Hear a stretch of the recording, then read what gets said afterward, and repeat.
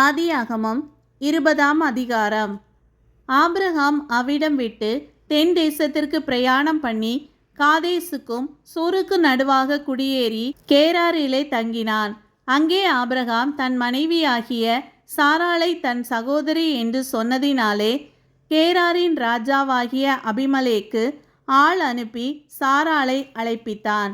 தேவன் இரவிலே அபிமலேக்குக்கு சொப்பனத்திலே தோன்றி, நீ அழைப்பித்த ஸ்திரீ நிமித்தம் நீ செத்தாய், அவள் ஒருவனுடைய மனைவியாய் இருக்கிறாளே என்றார்.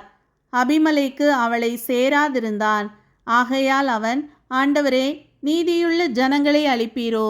இவள் தன் சகோதரி என்று அவன் என்னோடே சொல்லவில்லையா?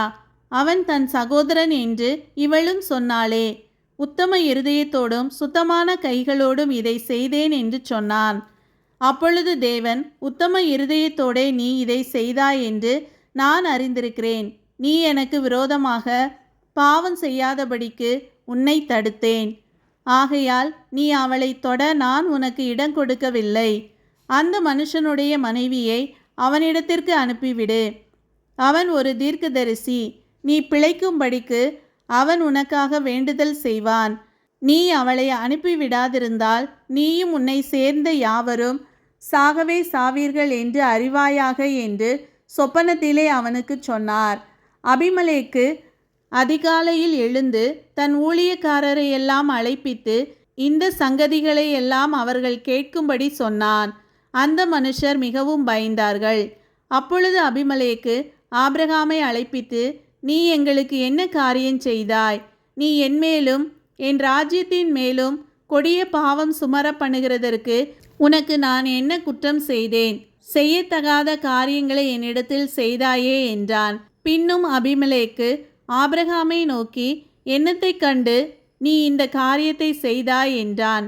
அதற்கு ஆபிரகாம், இவ்விடத்தில் தெய்வ பயம் இல்லை என்றும் என் மனைவி நிமித்தம் என்னை கொன்று போடுவார்கள் என்றும் நான் நினைத்தேன்.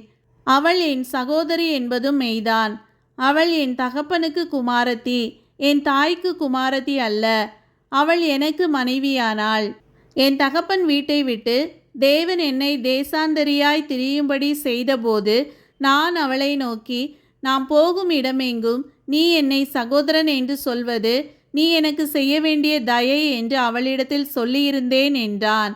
அப்பொழுது அபிமலேக்கு ஆடு மாடுகளையும் வேலைக்காரரையும் வேலைக்காரிகளையும் ஆபிரகாமுக்கு கொடுத்து அவன் மனைவியாகிய சாராளையும் அவனிடத்தில் திரும்ப ஒப்புவித்தான்.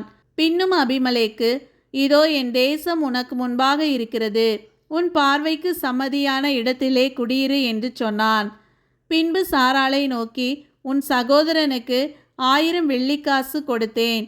இதோ உன்னோடு இருக்கிற எல்லார் முன்பாகவும் மற்ற யாவர் முன்பாகவும் இது உன் முகத்து முக்காட்டுக்கு ஆவதாக என்றான். இப்படி அவள் கடிந்து கொள்ளப்பட்டாள். ஆபிரகாமுடைய மனைவியாகிய சாராளி நிமித்தம் கர்த்தர் அபிமலேக்குடைய வீட்டாரின் கர்ப்பங்களை எல்லாம் அடைத்திருந்தபடியால் ஆபிரகாம் தேவனை நோக்கி வேண்டிக் கொண்டான். அப்பொழுது தேவன் அபிமலேக்கையும் அவன் மனைவியையும் அவன் வேலைக்காரிகளையும் குணமாக்கி பிள்ளை பெறும்படி அனுக்கிரகம் பண்ணினார்.